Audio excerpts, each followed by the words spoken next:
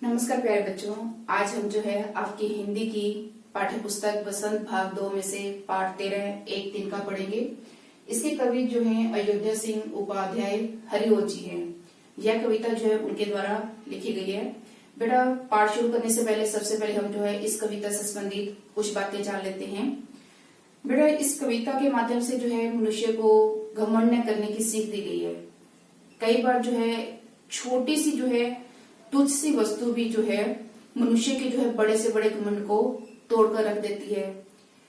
एक छोटा सा जो है घास का टुकड़ा जिसे हम जो है अपने पैरों तले रोन देते हैं, ठीक है, अगर वही जो है तिनका आंख में पड़ जाए तो किस प्रकार जो है मनुष्य को बेचैन कर सकता है। कहने का अर्थ है कि बेटा कि कई बार जो है मनुष्य घमंडी हो जाता है, उसे अपनी सफलता पर, रूप पर, अपने सामर्थ्य पर, बुद्धि पर जो है घमंड हो जाता है। वह घमंडी बन जाता है, उसे बहुत ज्यादा अभिमान हो जाता है और वह अपने घमंड के सामने किसी को कुछ नहीं समझता है। एक तिनका जो है उसे घमंड को तोड़ने के लिए काफी है। तो किस प्रकार जो है एक तिनका मनुष्य के घमंड को तोड़ सकता है, आइए जानते हैं इस कविता के माध्यम से। बेटा, सबसे पहले हम पहला पद्यांश देखेंगे। पहला है आपका, मैं घमंडों में भरा ऐंठा हुआ, एक दिन जब था मुंडेर पर खड़ा, अचानक दूर से उड़ता हुआ, एक तिनका आंख में मेरी पड़ा। बेटा, सबसे पहले जो हम इसके शब्दार्थ को समझेंगे। घमंड का अर्थ होता है अभिमान। ऐंठा हुआ, अकड़ा हुआ। मुंडेर, दीवार और छत का निकला हुआ भाग। जैसे आप अपना मकान बनाते हैं तो मकान के आगे का जो हम हिस्सा निकला हुआ होता है उसे हम क्या कहते हैं, मुंडेर। तिनका, घास का छोटा सा टुकड़ा। ठीक है, चलिए आइए अब हम जो इसकी व्याख्या समझते हैं। मैं घमंडों में भरा ऐंठा हुआ, एक दिन जब था मुंडेर पर खड़ा। बेटा, सबसे पहले जब आप कविता की व्याख्या करते हैं तो उसमें लिखा करें संकेत। संकेत के बाद जो है आपका प्रसंग आता है। प्रसंग में आप क्या लिखेंगे। इसमें कवि ने बताया है कि एक छोटा सा तिनका जो है व्यक्ति का घमंड तोड़ सकता है। उसके बाद जो है आप इसकी व्याख्या लिखेंगे। अब व्याख्या में क्या आएगा, मैं घमंडों में भरा ऐंठा हुआ, एक दिन जब था मुंडेर पर खड़ा।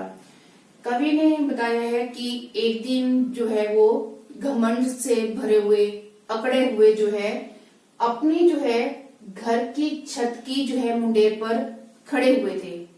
कवि क्या थे, घमंड से भरकर अकड़े हुए जो है अपने घर की छत की मुंडेर पर खड़े हुए थे। अचानक दूर से उड़ता हुआ, एक तिनका आंख में मेरी पड़ा। तो अचानक जो है दूर से जो है हवा से जो है उड़ता हुआ एक छोटा सा जो है घास का जो है तिनका या टुकड़ा भी कह सकते हैं, वो अचानक जो मेरी आंख में पड़ा। तो उससे क्या हुआ बेटा कि पल भर में ही उस निर्जीव सी वस्तु, वो क्या है, छोटी सी क्या है, निर्जीव सी वस्तु है, उस निर्जीव सी वस्तु के जो है आंख में पड़ते ही कवि का जो सारा घमंड था, जो अभिमान था, वो चूर चूर हो गया। कहने का मतलब है बेटा कि जब कवि जो है घमंड से भरकर अपने घर की जो है मुंडेर पर गर्व से खड़े थे, यानी कि उसे जो है अपनी सफलता पर, रूप पर जो घमंड हो रहा था, उन्हीं बातों को सोचते हुए वो अपने आप पर गर्व महसूस कर रहे थे। वो सोच रहे थे कि कोई भी उनका कुछ भी नहीं बिगाड़ सकता है। लेकिन जब एक छोटा सा तिनका उनकी आंख में पड़ जाता है तो वह उन्हें किस प्रकार बेचैन कर देता है। आइए अब हम इसे जो है दूसरे पद्यांश में देखते हैं। आइए अब हम दूसरा पद्यांश देखते हैं। मैं झिझक उठा हुआ बेचैन सा, लाल होकर आंख भी दुखने लगी, मूंड देने लोग कपड़े की लगे, ऐंठ बेचारी दबे पांवों भगी। सबसे पहले हम इसके शब्दार्थ देखते हैं।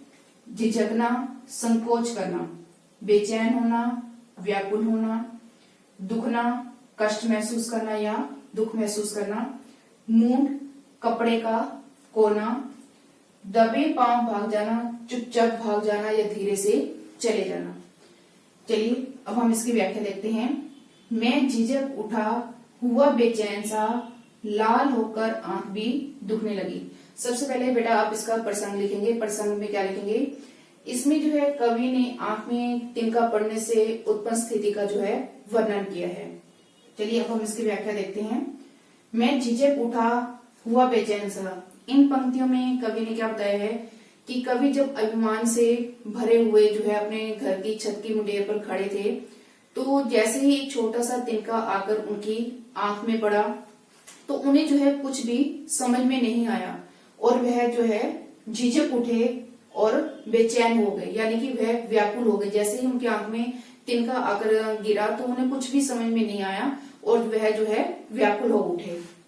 लाल होकर आंख भी दुखने लगी और तिनके के जो है आंख में पड़ने के कारण जो है पल भर में उनकी आंख जो है लाल होगी। लाल कैसे होगी? क्योंकि जब तिनका उनकी आंख में पड़ा था तो उस तिनके को निकालने के लिए वे आंख को जो है रगड़ने लगे, तो रगड़ के कारण क्या है, आंख जो है लाल होगी, आंख भी दुखने लगी और उससे जो है आंखों में दर्द होने लगा और पीड़ा के कारण जो है उनका बुरा हाल हो रहा था। मूंड देने लोग कपड़े की लगे, और जो वहां पर आसपास के जो लोग खड़े थे तो कुछ लोगों ने क्या किया कि कपड़े को जो है मोड़कर उसके नुकीला हिस्सा जो था उससे जो है कवि की आंख से जो है तिनका निकालने का जो है प्रयास करने लगे, कोशिश करने लगे। एंड बेचारी दबे पांव भागी, और इसी बीच जो है कवि की जो अकड़ थी वो वहां से चुपचाप भाग गई, यानी कि कवि का सारा घमंड जो है समाप्त हो गया।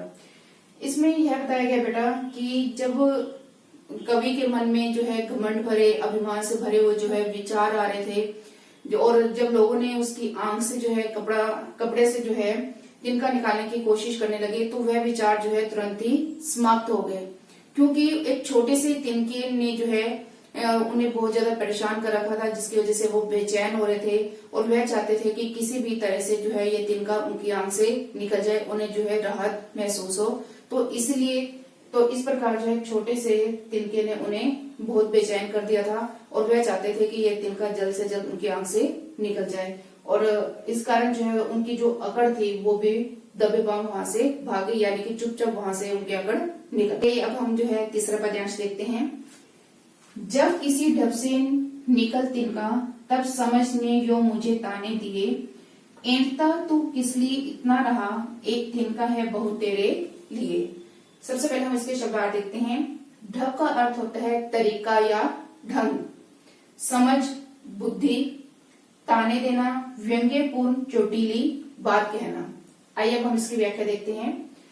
जब किसी ढब से निकल तिनका तब समझने यो मुझे ताने दिए। सबसे पहले बेटा आप प्रसंग लिखेंगे। प्रसंग में क्या है, इसमें कवि ने जो है आंख से जो है तिनका निकलने और तिनके को जो है शक्तिहीन न समझने का वर्णन किया है। अब इसमें व्याख्या में क्या लिखेंगे कि जब कवि जो है अभिमान से भरे हुए खड़े थे तब कहीं से जो है अचानक दूर से जो है एक छोटा सा तिनका जो है उनकी आंख में आकर गिरा और उससे जो है उनकी सारी अकड़ समाप्त हो गई।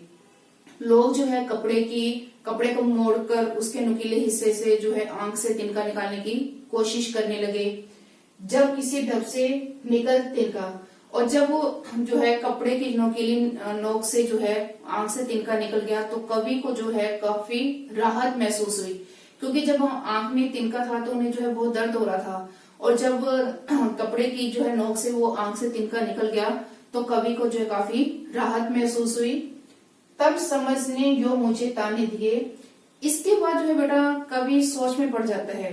वह सोचता है तब समझने मुझे यो ताने दिए कि उसकी बुद्धि भी जो है उसे ताने मारते हुए कहती है, एंटता तू किस लिए इतना रहा, एक तिनका है बहुत तेरे लिए। कि तू किस लिए इतना अकड़ रहा था, किस लिए इतना घमंड कर रहा था। तेरे घमंड को जो है चूर चूर करने के लिए तो एक छोटा सा तिनका ही काफी है।